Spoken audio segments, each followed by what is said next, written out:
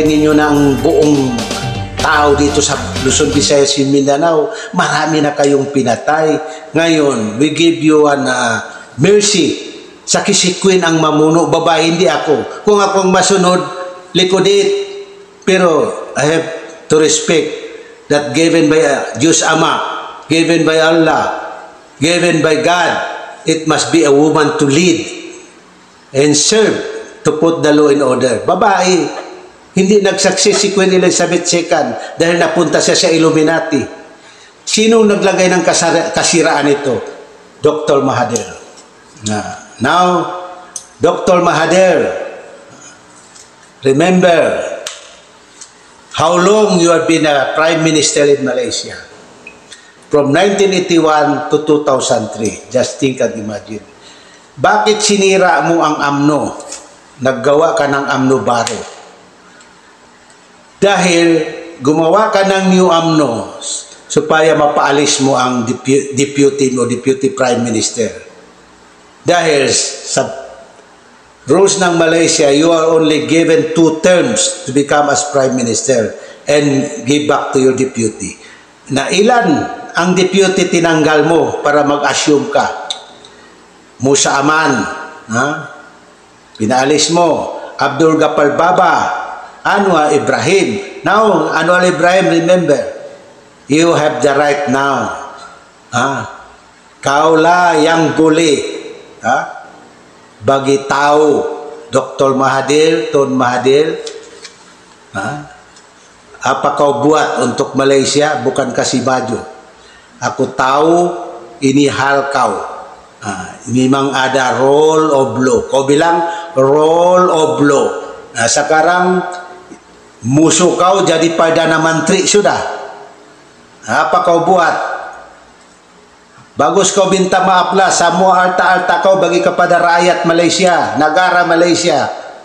Kau surrender semua. Tak akan kau sampai mati kau jadi Perdana Menteri. Tengok dalam 2019,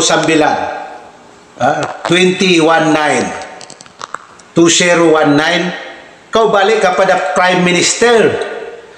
Imagine 1981 to 2003, and there is an election in 2019. You assume again as Prime Minister.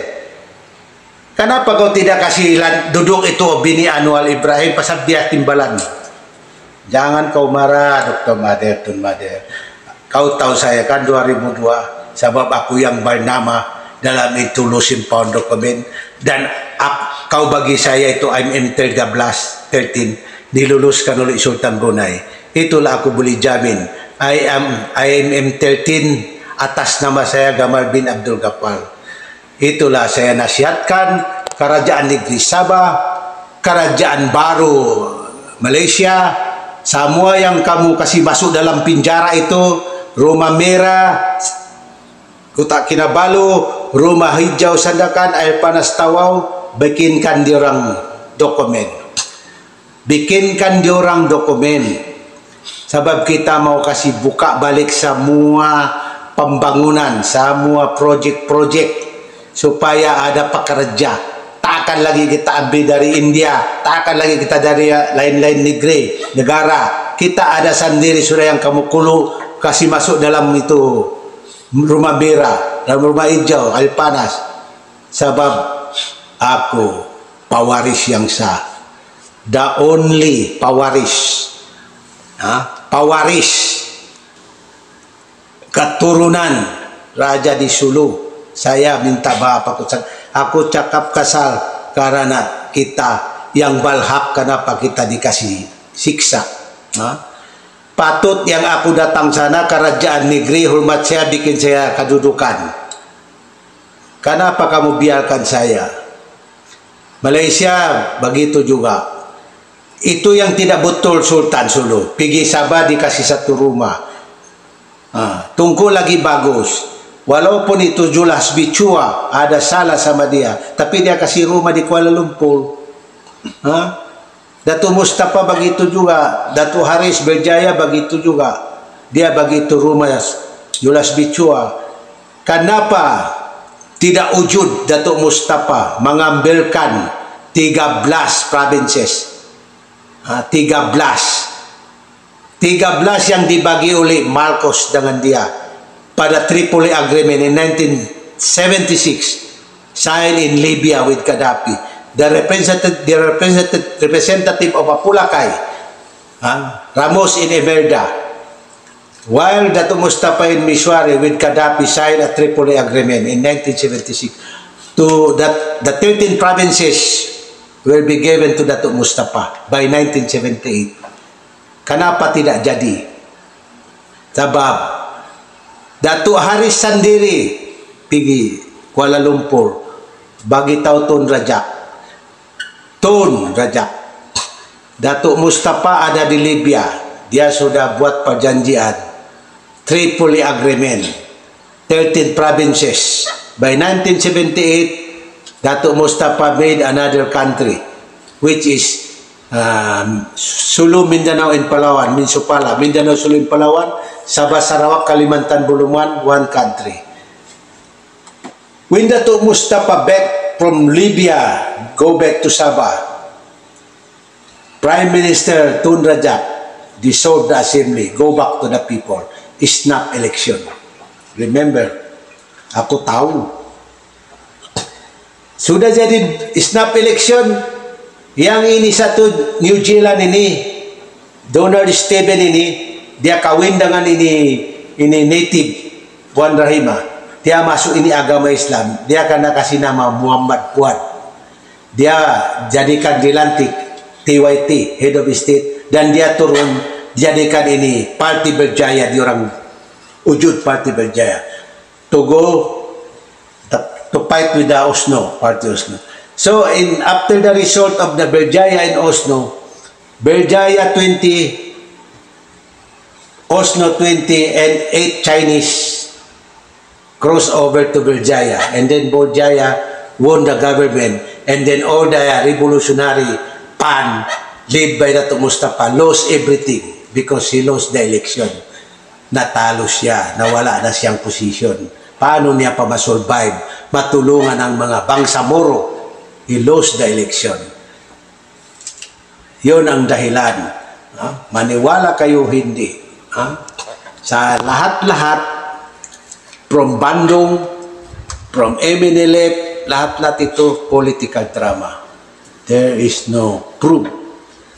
Now, my stand on my advice to President of the Philippines and Prime Minister of Malaysia, kailangan nyo na ilabas ang hari at saka Rina para lahat ng utang ng iba-ibang bansa mabalik na dito. Hindi na kayo maghirap. Imagine, during the time of Senior Marcos, Apulacay, hindi tayo nag-export ng tao. We are not exporting people. We are exporting good. Good. Lahat-lahat sa iba-ibang bansa.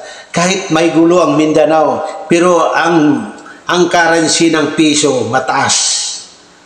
We have our oil company, PNOC, Philippine National Oil Company.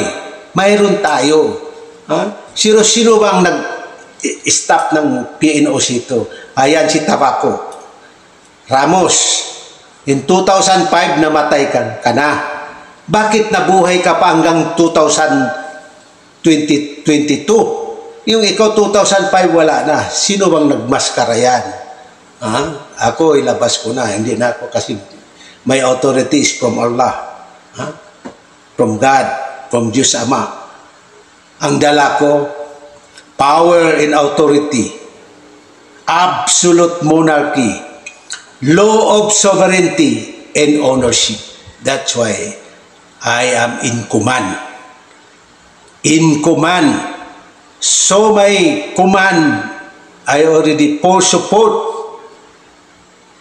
to Sultana di Jolo, North Borneo, Governor General, Malaysia, Philippines, Indonesia, MA63, Queen of Finance, Queen Maria Makiling, Helen Fatima, Nazaria Panulino Abdurajak, Jus Simulan bin Baginda Ali, Elizabeth III, Sultana di Hulu, North Borneo, Southeast Asia. I hope that all the 10 ASEAN countries support the Federal Republic of Lupaso, because this 10 ASEAN is only an association. You are through the company of BIMNIAGA. BIMNIAGA, Brunei, Indonesia, Malaysia, Philippine Economic Asia Group. You are only an association. So we join together to become a 11 country. To become an 11 country, and we will be shall be great again. We open all the asset, we open all the oil, pantay-pantay tayong lahat. Anong sabi niya po Lakay? Sa ikaunlad ng bayan, disiplina ang kailangan. Ako ang magpatuloy. Tagumpay tayo lahat. Barakat la ilaha illallah, barakat si Muhammad Rasulullah, wala hawla, wala quwata illa billahi al-azim. La ilaha illallah jalilul ya ajiju jalil. La ilaha illallah halisan muhalisan wa warahumur rahimin. Allahumma salli wa sallim ala sayyidina Muhammad wa ala alihi wa sahbihi wa barik wa sallim. La ilaha illallah haliku kulla sa'in fabudwa wa bikulli sa'in wakil. Subhanallah walhamdulillah wa la ilaha illallah Allahu akbar wa la hawla wa la quwata illa billahi al-azim. La ilaha illallah anta subhanallah inni kunta minadh dhalimin. La ilaha illallah haqqul mubin laysa kamitslihi basir. Barakat la ilaha illallah, barakat si Muhammad Rasulullah, wala hawla wala quwata illa billahi al-azim.